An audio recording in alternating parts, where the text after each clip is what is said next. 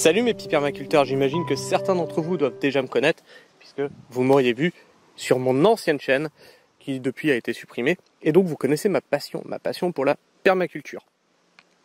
Or aujourd'hui, je me suis rendu compte que la permaculture en fait elle était très médiatisée, même peut-être surmédiatisée et elle est pleine de dogmes, pleine d'idées reçues, pleine de bonne volonté aussi, hein.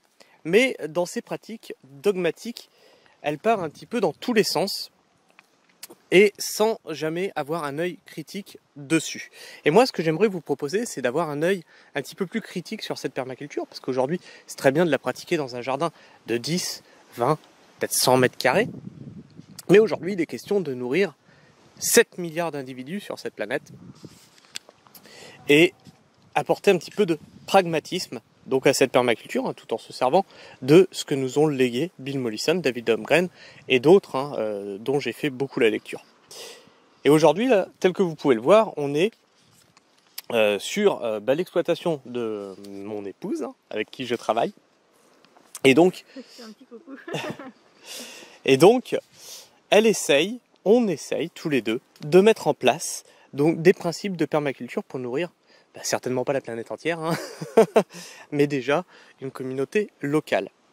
Et donc on a un petit peu l'expérience de ça, hein, puisque la permaculture, on la pratique depuis maintenant 10 ans. Bien 10 ans.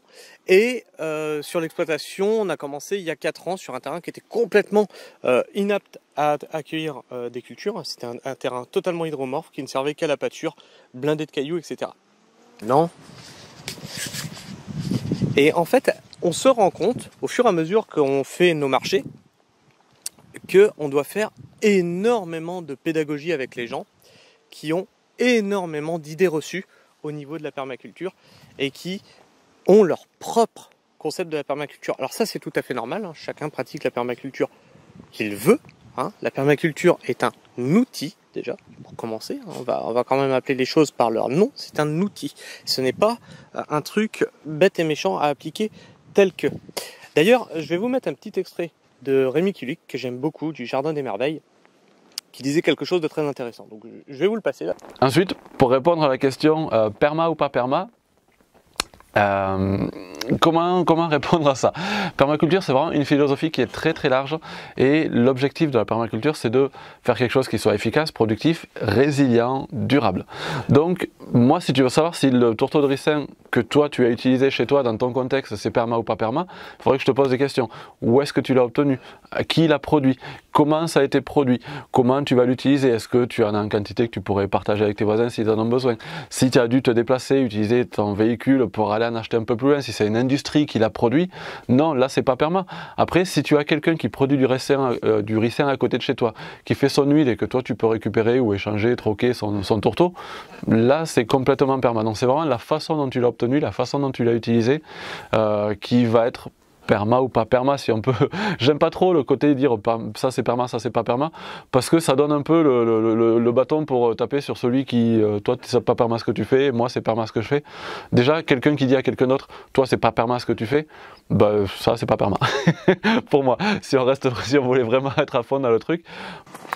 Et il faut savoir que dans la plupart des cas, quand Sabrina sur les marchés est confrontée à des personnes qui lui parlent de permaculture, ou quand on a des personnes qui viennent visiter l'exploitation et qui nous parlent de permaculture, on se rend compte en discutant donc avec les gens qu'en fait, ces gens n'ont jamais ouvert un livre de permaculture. Donc ils nous parlent de quelque chose qu'ils n'ont même pas consulté en fait. Ils vont nous parler de ce qu'ils ont entendu dire de la permaculture, que ce soit sur internet, sur YouTube, etc. Mais quand on leur demande, mais as-tu au moins ouvert le livre de Bill Mollison, de David Holmgren? As-tu au moins ouvert des ouvrages de permaculture? Et la réponse est systématiquement non, je fais selon mon bon sens. Alors c'est très bien de faire selon son bon sens, mais pour venir parler de permaculture, il faut quand même connaître le sujet. Je ne vais pas m'aventurer à aller parler à un médecin de médecine sans l'avoir étudié.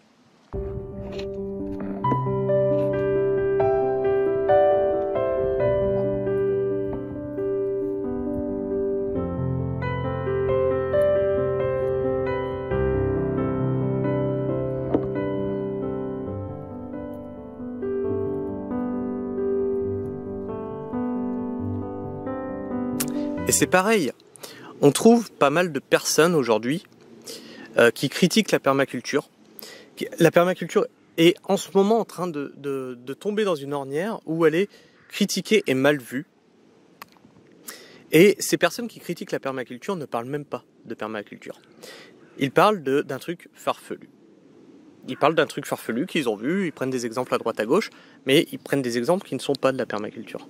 Si je vais voir un chaman, ou si je vais voir un rebouteux, qui ne me soigne pas, que ça va pas marcher, je vais pas aller dire que la médecine c'est quelque chose de farfelu. Ça n'a rien à voir avec de la médecine, ça a plus à voir avec de la croyance. Donc je n'ai rien contre les personnes qui critiquent la permaculture. Au contraire, critiquer c'est très bien, ça permet d'évoluer. Mais au moins critiquer quelque chose dont vous savez de quoi vous parlez. Instruisez-vous un petit peu sur le sujet. Comme je le disais, ouvrez les livres, c'est intéressant. Et en fait, sur cette chaîne, c'est ça que j'aimerais vous proposer. C'est donc cette critique pragmatique, parce que la permaculture est pragmatique, de la permaculture. C'est-à-dire, aujourd'hui, est-ce que oui ou non, c'est adaptable sur des très grandes surfaces pour nourrir 7 milliards d'individus? Oui ou non? Est-ce qu'il faut revoir les principes? Est-ce qu'il faut reprendre les principes de base, les réexpliquer? En fait, voilà, cette chaîne, je veux que la permaculture soit vulgarisée. Et je pense que c'est quelque chose qui n'a jamais été fait en France, d'ailleurs. J'en suis quasiment persuadé, puisque j'ai fait des recherches, et je n'ai vu aucune vulgarisation de la permaculture, ni d'ailleurs à l'étranger. Même aucune critique constructive, je parle, parce que des critiques destructives, j'en ai vu énormément. Et en fait, il n'y a rien qui va dans ce sens-là.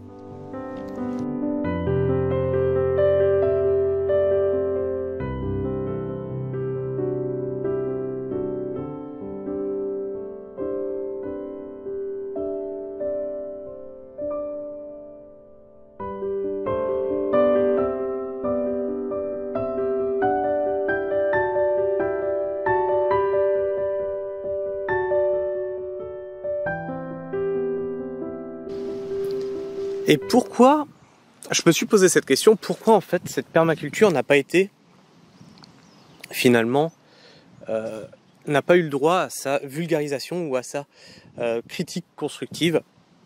Eh bien je pense parce que le débat a été verrouillé. Verrouillé par, je l'ai beaucoup vu sur les réseaux, par la bienveillance. Vous allez me dire, c'est un petit peu bête, comment on peut verrouiller un débat par la bienveillance?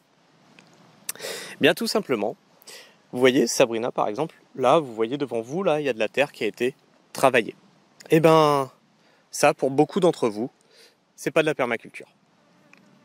Or, quand tu expliques un petit peu pourquoi pour toi c'est de la permaculture, eh bien, tout de suite, on vient te dire, tu m'as contredit.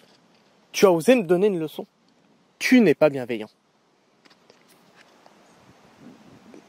Mais en fait, si, j'essaie juste de t'expliquer mon point de vue.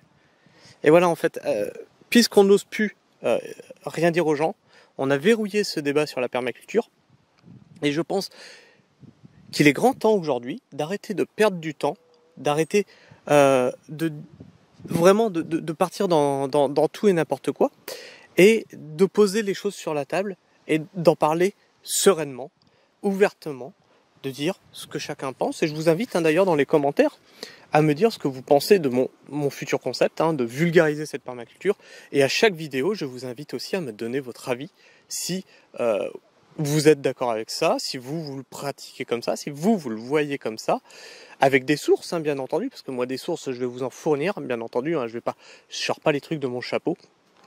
Des livres, j'en ai lu, des sites, j'en ai consulté, des personnes qui pratiquent la permaculture et qui ont été critiquées, j'en connais.